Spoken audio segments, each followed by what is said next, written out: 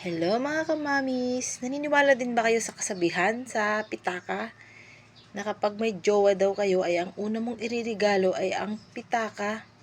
Dahil kapag kayo ang nagkatuluyang dalawa ay tiyak na sa'yo ibibigay ang lahat ng sahod niya at pera niya. O di ba? Naniniwala din ba kayo doon? Alam niyo ba guys, makwento ko lang, dati may katrabaho ako na medyo may edad na. Tapos nagkukwentuhan kami tungkol sa yung mga jowa-jowa, yung mga katrabaho namin. Tapos alam niyo bang sabi niya sa amin, oy, kapag ka may jowa kayo, alam nyo, ang una nyong iririgalo ay pitaka. Dahil para halimbawa kapag kayo ang nagkatuluyan, ay tiyak na ibibigay niya sa iyo lahat, sa inyo lahat ng sahod niya at pera niya, o di ba?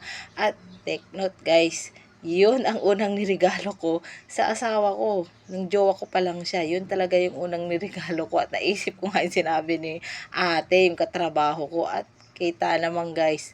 Ngayon, o di ba, very psycho, tama naman, di ba? Bibigay niya talaga lahat ng sahod niya sa inyo, walang labis, walang kulang. Eh, kayo nga ba? Ano nga ba ang kwentong pitaka nyo? Share nyo naman mga mamis.